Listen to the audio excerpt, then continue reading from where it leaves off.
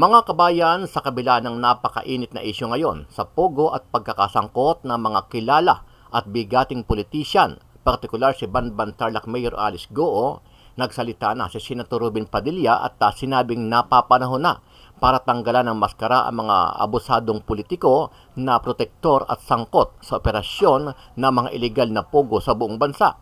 Paano nakakapasok yan dyan?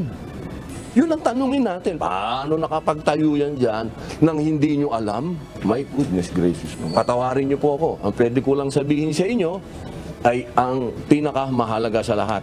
Yung mga politiko na nagbibigay proteksyon dito sa mga illegal na pogo, dapat pong alisan ng maskara. Matatandaan na idinadawit din si Senator Lito Lapid na siyang may-ari ng lupa at kasosyo di umano sa Pogo Hub na ni-raid sa Porac, Pampanga. Pero itinanggi ito ng senador at sinabing wala siyang alam dito. Hamon pa ng senador sa mga otoridad, isama nila ito sa investigasyon para magkaalaman na kung sino talaga ang may-ari at protektor nito. Nanawagan naman sa Senator Lito Lapid na isama na ang ni-raid na Pogo Hub sa Porac, Pampanga sa kasalukuyang investigasyon ng Senado sa mga Pogo para anya magkaalamanan na kung sino ang nasa likod ng mga iligal na operasyon ng Pogo sa bansa. Maging si Porac, Pampanga Mayor Jaime Capil ay nauna nang nagbigay ng pahayag sa publiko at itinanggi ang mga aligasyon na isa siya sa nagmamay-ari at protektor ng Pogo Hub sa Pampanga. Sabi ng alkalde, wala siyang alam at hindi siya nag-issue ng permit sa nasabing Pogo Hub sa Porac, Pampanga. Taliwas ito sa mga kumakalat na issue sa social media. As of 2024, alata pong inisyong permit king Lucky South 99, which is the Pogo, because they are in negative list of the BFP, anya daw po comply detang kanilang violations at balang po sasabihan na maging protector tamo po ning Pogo. Makanano tamo pong maging protector nung itang simple violation na pwede tanang palampasan pero tayo pa pelampas banganta maging lang compliant. Samantala, dahil sa patuloy na ginagawang rescue operation ng mga otoridad sa sinasabing illegal na Pogo Hub sa Pampanga, nadiskubre ng mga otoridad at ng Presidential Anti-Organized Crime Commission o PAOC na bukod sa iba't ibang pang-scam, torture at talamak na patayan sa misteryosong compound, nakapanlulumo rin ang talamak na prostitusyon kung saan ay nabibiktima ang ilang mga kababayan nating Pinay dahil sa kunting halaga kapalit ang pakikipagtalik sa mga sindikatong inchik. Titig sila kaya nagchat-chat sa cellphone. Anong gusto nila? Mayroon ka bang yung kaibigan daw, sabi mo. Ganyan. Sabi ko mayroon. Tapos yun. Ang gusto pa naman gusto nila ng mga Chinese, gusto nila yung medyo bata eh. Hindi sila kumukha ng may edad. Sa karanasan ni Karen, 18 hanggang 20 anyos na Pinay ang patok sa mga Chinese. Basta 5K yung hinihingi ng babae. Tapos magkano yung pinuporsyento sa'yo? Kada babae? Minsan, 500. Kwento raw ng mga alaga ni Karen, talamak talaga ang prostitusyon sa loob ng Pogo. Pagdating daw doon, yung pagkatapos daw, yung kasama niya ng Chinese, ipakilala na naman doon sa kaibigan nila na Chinese din. Yun. Lipat-lipat. Oo, para pinapasa-pasa. At sa iba pang mga balita, kinundi na ni Vice President Inday Sara Duterte at ng dating Pangulong Rodrigo Duterte ang tila questionable at labis na puwersa na ipinakita ng mga kapulisan kung saan ay isinagawa ang pagsalakay ng mga otoridad sa compound ng Kingdom of Jesus Christ para hanapin at tugisin ang founder nito na si Pastor Apollo Kibuloy. Pero nanindigan ang pamunuan ng Davao City Police Regional Office na wala silang nilabag at ginawa lang ng kanilang mga tauhan ang protokol. During sa pag-serve ng warrant of arrest, they resisted and then inattack nila yung mga police officers na pumasok sa area while using their bladed weapons. Yung mga bolo, itak. Dinala mga ito sa Kalinan Police Station at pinakawalan din habang wala pang formal complaint.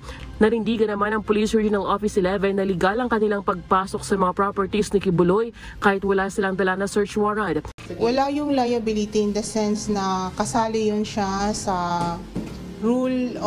Criminal Rules of Procedure Section 11 na police officers have the right to break any building or enclosure kung hindi pinapasok after nagpakilala at sinabi kung ano yung purpose.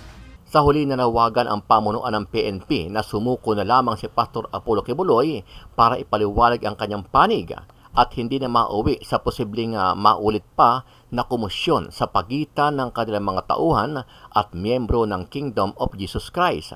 I want to take this opportunity also na manawagan muli kay Pastor Kibuloy at iba pa pong mga akusado na para maiwasan po yung mga ganitong mga sitwasyon ay sana po ay sumuko na po sila at harapin po yung mga kasong isinampa po sa kanila para mabigyan din po sila ng pagkakataon na sagutin itong mga reklamo. At I think yung courts po ay yun po yung proper venue para sagutin po itong mga reklamong isinampa po sa kanila. Ano ang masasabi mo dito, kabayan? Sama-sama nating panoorin ang buong video at pakicomment nyo po ang inyong mga reaksyon at sariling opinyon. Pero bago yan, muli po ako nag-iimbita sa mga hindi pa po nakasubscribe sa ating channel na Kabayan News PH, pakipindot po ang subscribe button at pakiclick na rin ang notification bell para lagi kayong updated sa mga bagong upload natin na legit at napapanahong balita. Maraming pong salamat. Iisa nga lang daw yung requirement ng mga Chinese. Kailangan nasa 18 hanggang 20 anyos ang mga Pinay worker na kanilang mabubuk. Ayon nga dito sa mamasan o bugaw na ating nakausap, via text o tawag lang sila nakikipagtransaksyon dito sa kanilang mga parokyanong Chinese. Nakilala ko sa tinaguriang Red Light District ng Angeles City sa Pampanga ang higit 3 dekadang bugaw na si Karen. 5 minuto lang ang layo nito sa ni-raid na Pogo sa Porac, Pampanga. Aminado si Karen na nakapagpadala na siya ng mga alagang Pinay sex workers sa ni-raid na Pogo. Isang coordinator daw na marunong magsalita ng English ang nakakausap niya para mag-book ng mga babae. Titig sila kaya nagchat-chat sa cellphone. Anong gusto nila? Mayroon ka bang yung kaibigan daw, sabi mo. Ganyan. Sabi ko mayroon. Tapos yun. Ang gusto pa naman kasi nila ng mga Chinese, gusto nila yung medyo bata eh. Hindi sila kumukha ng may edad. Sa karanasan ni Karen, 18 hanggang 20 anyos na Pinay ang patok sa mga Chinese. Basta 5K yung hinihingi ng babae. Tapos magkano yung pinuporsyento sa'yo? Kada babae? Minsan, 500. Kwento raw ng mga alaga ni Karen, talamak talaga ang prostitusyon sa loob ng Pogo. Pagdating daw doon, yung pagkatapos daw, yung kasama niya ng Chinese, ipakilala na naman doon sa kaibigan nila na Chinese din. Yun. Lipat-lipat? Oo, para pinapasa-pasa. Pero may bayad naman yun. Nasa babae din naman yung kung gusto niya yung dalawa o kaya isa. Pero may alaga rin si Karen na tila nabudol ng Chinese nang hindi raw sumunod sa napagkasundo ang bayad na 5,000 piso isang gabi. Dinala siya daw ng Chinese, magdamag daw sila doon, tapos pinatrabaho, tapos binigyan lang doon ng 200, iyak ng babae, kawawa. Kinumpirma naman ng Presidential Anti-Organized Crime Commission na may mga bugaw talagang tumatayong middleman para makapasok ang mga Pinay sa loob ng Pogo. Bukod sa pakikipagtalik sa mga Pogo worker, posibleng ginagamit din daw ang mga Pinay sa ibang virtual sex activity. Naghahanap ng mga Pilipina na papayag sa prostitution tsaka sa sex sa sex online, mga Pilipina yon. Pero ang pinaka-boss nila, Chinese. Kagabi, samot-saring sex toys ang natagpuan sa isa sa siyam na villa sa loob ng compound na posibleng bahay daw ng mga Pogo Big Boss. Iniimbisigahan pa kung ginagamit din ba ito sa online sexual activity. Suportado ni Vice President Sara Duterte ang mga makataong pagpapatupad ng batas sa bansa sa inilabas na pahayag ng pangalawang Pangulo, kaisa ito sa mga nananawagan ng maayos, katanggap-tanggap at makataong pagpapairal ng hustisya. Kasunod ito sa ginawang pagsilbi ng warrant of arrest ng PNP kay Kingdom of Jesus Christ Group Leader Apollo Kibuloy at 5 pang akusado sa Davao City noong Lunes. Ayon pa kay VP Sara, questionable ang pagpapakita ng PNP ng labis na puwersa sa harapan ng mga sibilyan. Pinapaalalahanan din ito ang mga otoridad na dapat isaalang-alang ang kaligtasan ng lahat, lalo na ang mga kabataan at sibilyan sa pagpapatupad ng batas. Anya, ang paggamit ng dahas ay paglapastangan sa demokrasya. Kailangan din paratilihin ang kapayapaan at kaayusan sa bansa. Nag-aanda naman ang Police Regional Office 11 sa pagsasampa ng kasong obstruction of justice sa 6 na miyembro ng Kingdom of Jesus Christ. Ayon sa PRO 11, imbis na papapasukin, inatake umano ng mga supporters ni Kibuloy ang mga otoridad na magsisilbi sana ng warrant of arrest sa kanilang compound sa Barangay Tamayong, Kalinan District, Davao City. Gumamit pa umano sila ng mga bolo at improvised marble gun. Kaya inaresto ng mga pulis ang 8 nanlaban, kabilang na ang 2 minor de edad. During sa pag-serve ng warrant of arrest, they resisted and then inattack nila yung mga police officers na pumasok sa area while using their bladed weapons. Yung mga bolo, itak. Dinala mga ito sa Kalinan Police Station at pinakawalan din habang wala pang formal complaint.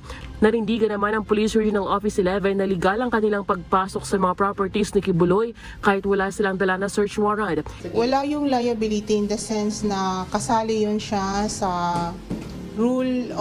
Criminal Rules of Procedure Section 11 na police officers have the right to break any building or enclosure kung hindi pinapasok after nagpakilala at sinabi kung ano yung purpose. Iginagalang din ito ang karapatan ng KOJC na magsampa ng kaso laban sa mga otoridad. Sa official statement ng Kingdom of Jesus Christ o KOJC, mag-aayon sila ng reklamo sa mga pulis sa umaresto sa kanilang kasamahan. Actually po, hindi lamang pogo politics ang ating kinatatakutan. Yung narco politics ever since na andyan yan at kasama rin yung gambling politics.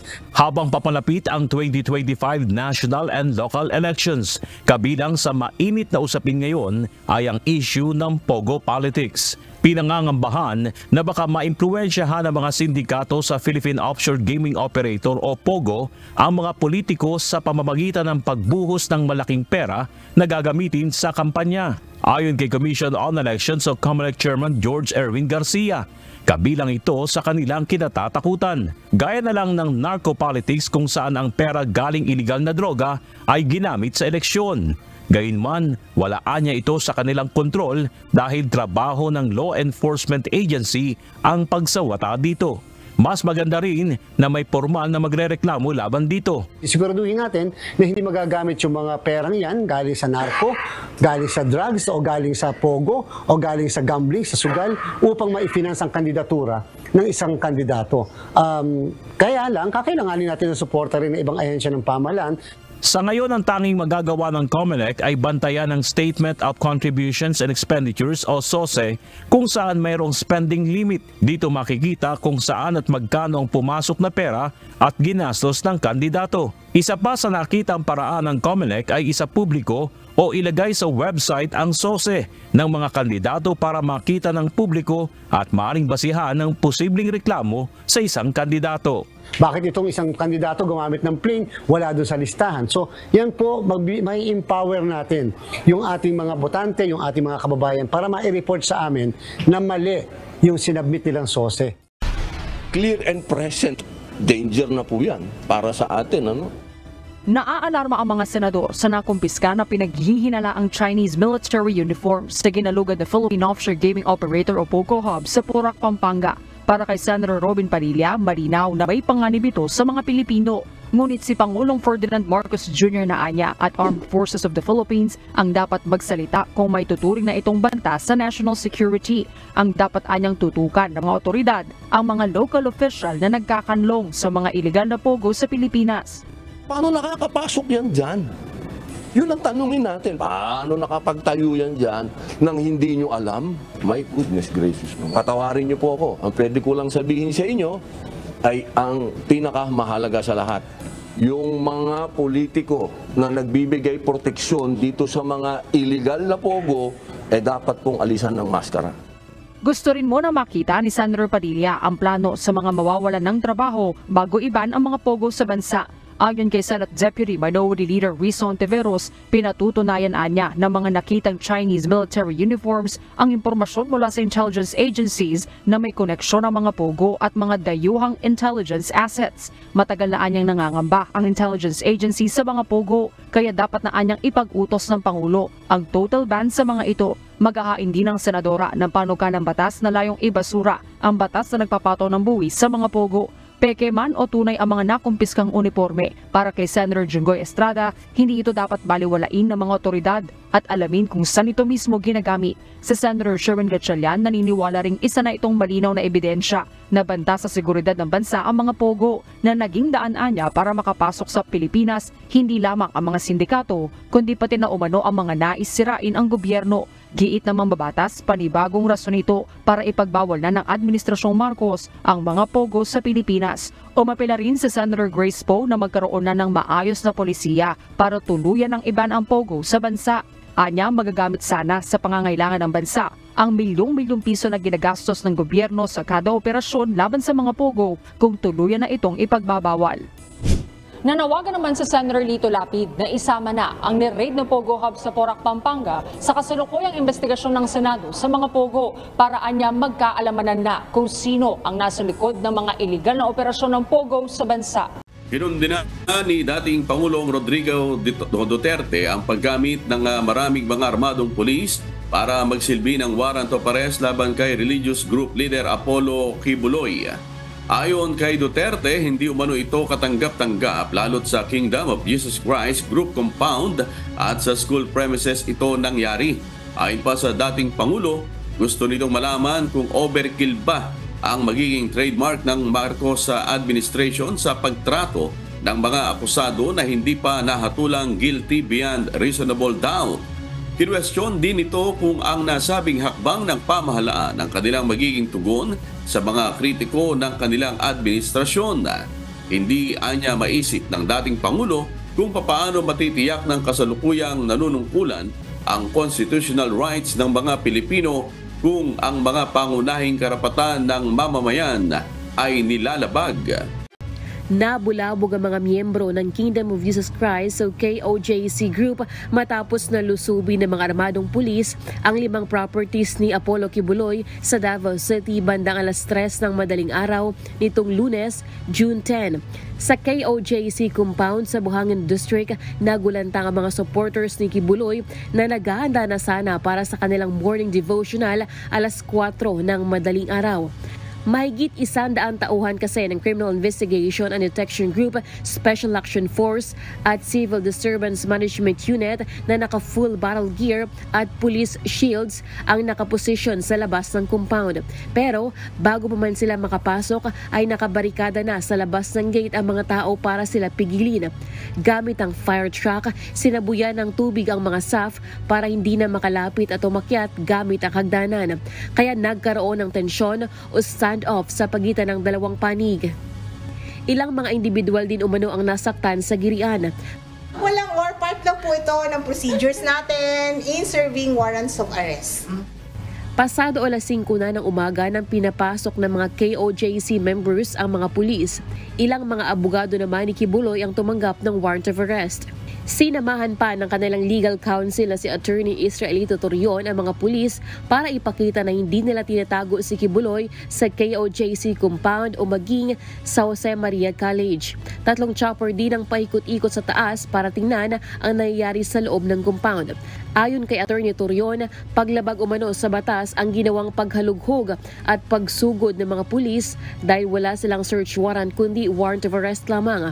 Umakyat yung mga ibang mga pulis, mga 3:30 in the morning, 4 o'clock, ganun, na nag-attend kaya nagulantang yung mga members. Kung wala kayong search, wala naman kayong karapatan na magamit pa kayo ng stairs at lusubin kami dito at may nasaktan pang 2. Hindi talaga po pwede sana na magpasok ka sa lugar. Buti sana kung nakita mo yung tao at pumasok siya doon sa lugar. Puwersahan ding pinasok ng CIDG ang KOJC compound sa Prayer Mountain at Glory Mountain. Makikita pa sa CCTV footage ang puwersahang pagsira sa gate. Pagpasok ng mga pulis, agad silang pinigil ng mga tao kaya sumiklab ang tensyon. 5 individual naman ang tinalian ng cable tie matapos magtangkang manlaban umano sa mga otoridad. Sa labas naman ng KOJC compound sa Malungon, Sarangani, ilang mga armadong pulis ang nakabantay. Pinuntahan din nila ang properties ni Kibuloy sa Samal Island. Sa ginawang paghahanap ng mga pulis, bigo pa rin silang mahuli si Kibuloy at 5 kapwa niya akusado sa kasong child abuse, sexual abuse at human trafficking. Ayon kay Piero 11 spokesperson Police Major Catherine De La Rey, maaaring magsampa ng reklamo ang mga nasaktan ng pulis.